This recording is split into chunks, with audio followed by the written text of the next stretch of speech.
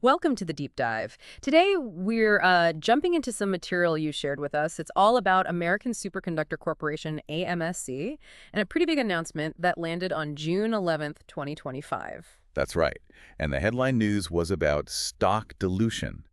Now, that term, it can sound a little dense, maybe even, a bit alarming, especially if you're holding shares or just trying to get a handle on how these things work. Absolutely. You hear dilution, and your first thought might be, well, is that bad? So our mission today in this deep dive is really to break down what actually happened with AMSC, why companies do this sort of thing, and importantly, what it might mean for you, particularly if you're looking at AMSC from a long-term perspective. Cutting through the noise, really. Yeah, because these kinds of corporate finance moves, they're not just numbers changing on a screen. They really do affect ownership, a company's future path, and, well, your potential returns. Okay, let's slice into this then. What was the core announcement? What did AMSC actually do on June 11th? So they announced a public offering. Basically, the company decided to sell new shares of its stock to the public to raise money. Okay, selling new stock. How many shares are we talking about? They put 4.125 million new shares on the market. Wow, okay. And at what price? They priced these new shares at $28 each. Right, so 4.125 million shares at $28 a pop. That sounds like they're aiming to raise a decent chunk of change. Exactly. The goal was to bring in about $115.5 million in gross proceeds. And there's a little extra detail, too. The underwriters, the banks helping sell the shares, they have an option to buy more. Ah, right. How much more? An additional 618,750 shares. So they take all of those. The total amount raised could actually climb up to around $132.8 million. Okay, and this is where that dilution word comes squarely into play because they're creating new shares, not just rearranging old ones. Precisely. That's the key. Dilution happens when the total number of shares outstanding increases. The source material uses a pretty good analogy. Think about a pizza. Okay, I like pizza. So imagine the company's a pizza, and you own a slice. Your slice represents your percentage ownership. Now, dilution isn't like cutting your existing slice smaller. It's like the company adds more dough, makes the whole pizza bigger, and then cuts new slices from that bigger pizza. Ah, so my original slice is still there, but now it's a smaller percentage of the bigger overall pizza. Exactly. Your piece of the whole just got proportionally smaller, and we can quantify that here. Let's do it. What were the numbers? Before this offering, AMSC had about, 39.5 million shares outstanding. Okay.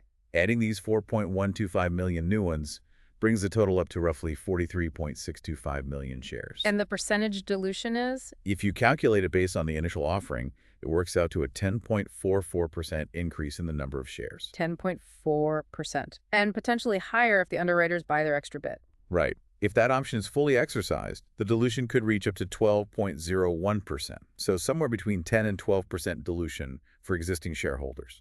Okay, let's translate that. For you, the listener, holding AMSC shares, what does a 10 to 12% dilution actually mean in practical terms? It means your ownership stake, your percentage of the company, is reduced by that amount.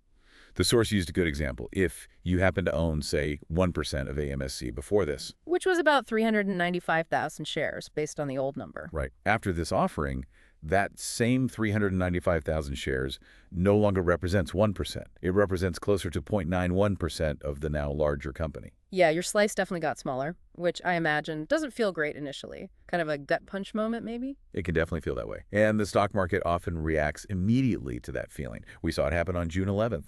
The stock opened trading that morning at $29.42. And how did that compare to the day before? It was a significant drop. The previous day, June 10th, it had closed at $34.45. So opening at $29.42 was a fall of 14.6%. Ouch.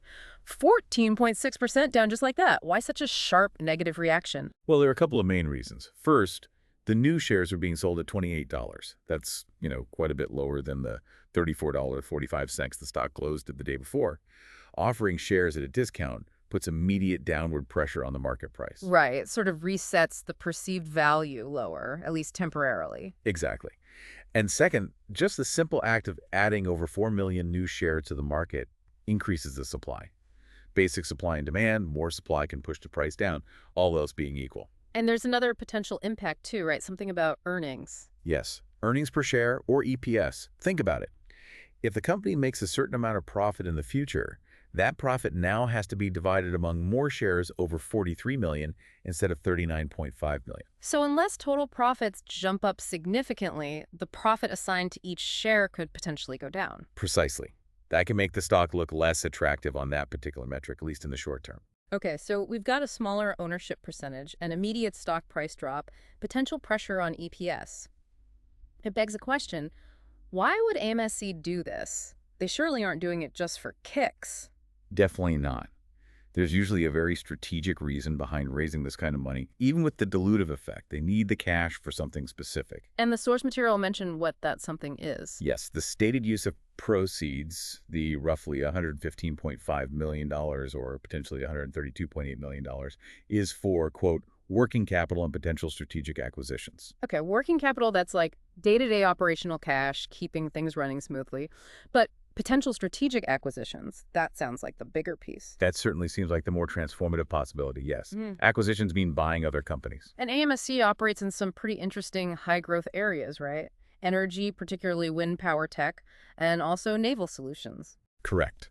And the idea here, suggested by the analysis, is that acquiring other companies in these sectors could be a game changer for AMSC. It could help them buy new technology, expand their product offerings, or grab a bigger market share, maybe in grid technology or specific naval systems. So it's a way to accelerate growth, potentially faster than trying to build everything internally. Exactly. It's a strategic move to fuel expansion. Yeah. And this is why the source contrasts it with something like a stock split. Oh, yes, the other pizza analogy point. Right. A stock split is just taking the existing pizza and cutting it into more smaller slices. The size of the whole pizza doesn't change. You own more slices, but each is worth less, so your total value stays the same. It just makes the price per slice lower. But dilution, like AMSC did, is different. Very different.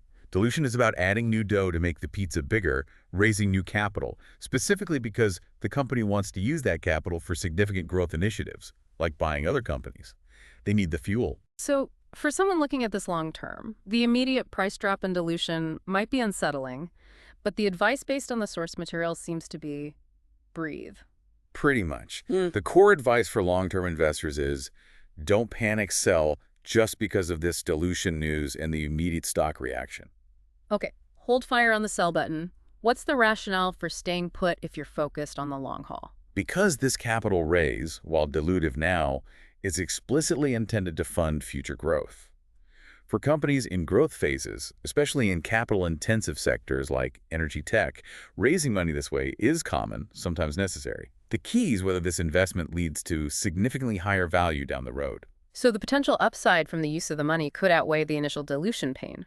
That's the bet the company is making and what long-term investors need to evaluate. If AMSC uses this $115 million plus effectively to make smart acquisitions or investments that significantly boost its revenue and profits, then the value of your now slightly smaller percentage stake could actually increase substantially over time.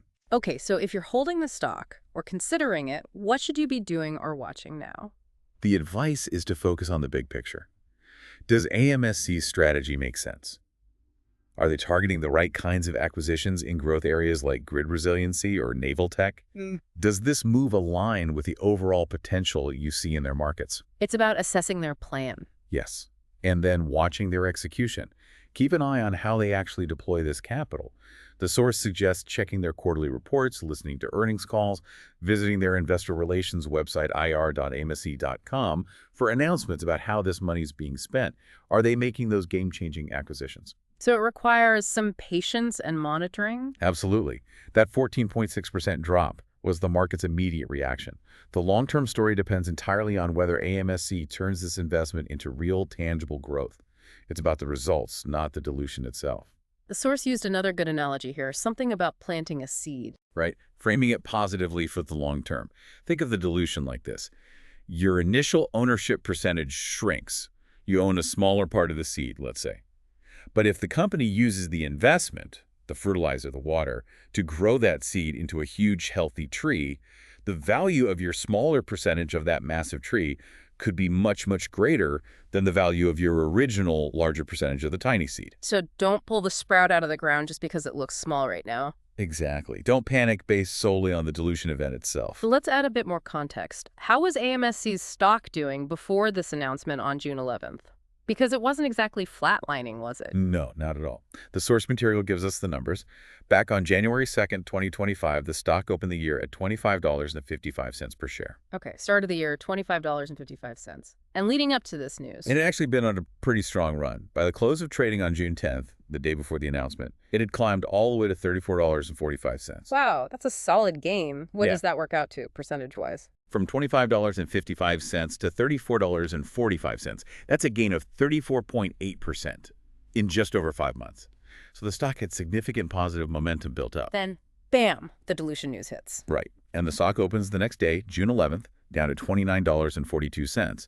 That 14.6% drop we discussed from the previous close. But here's the really interesting part, putting it all together. Exactly. Even after taking that 14.6% hit on June 11th, if you compare the $29.42 opening price to where the stock started the year, $25.55, It's still up. it's still up 15.15% year to date. So yes, a sharp pullback on the news, but it came after a strong run-up, and even with a drop, it was still showing a positive return for the year at that point. That definitely provides important perspective. The source also mentioned the stock's wider range over the past year. Yeah, it noted the 52-week range was between $13.98 and $38.02. So it's clearly a stock that has seen significant swings, both up and down. Volatility is part of its story. Okay, let's try and wrap this up. What are the absolute key takeaways for you, the listener, from this deep dive into the AMSC situation? All right, distilled down. AMSC issued new shares, causing about 10–12% dilution to raise around $115.5 million, maybe more.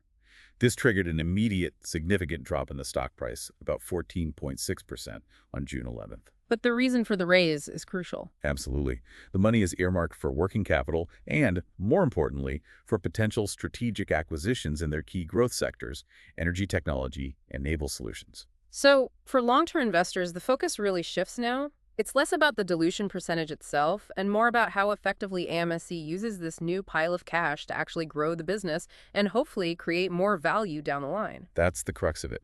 Dilution is a tool companies use. Its success is measured by the results it helps achieve, not by the act of diluting itself. Hopefully this breakdown helps you make sense of what happened with AMSC, puts that market reaction in context, and clarifies things whether you're an investor or just curious about these market mechanics. Yeah, understanding why companies make these moves is really key to being an informed observer or participant in the market. Okay, so to leave you with a final thought to chew on, drawing only from the material we've discussed, the source highlights that these funds are for potential strategic acquisitions that could be a game changer in wind energy or naval solutions. If you put yourself in the strategic driver's seat at AMSC with over $115 million ready to deploy, what specific type of technology, capability, or maybe even company within those energy or naval sectors do you think would represent the biggest game-changing potential for them? What specific problem might they be aiming to solve, or capability are they likely trying to buy with this cash infusion? It's a great question. The answer to that really determines whether this dilution proves to be a smart, value-creating move in the long run. Thanks for joining us for this deep dive on AMSC's stock dilution. We hope it provided some clarity on a potentially confusing topic. Absolutely. Always good to understand the mechanics behind the market moves. Keep pondering that acquisition question. It gets right to the heart of AMSC's future potential. Until next time.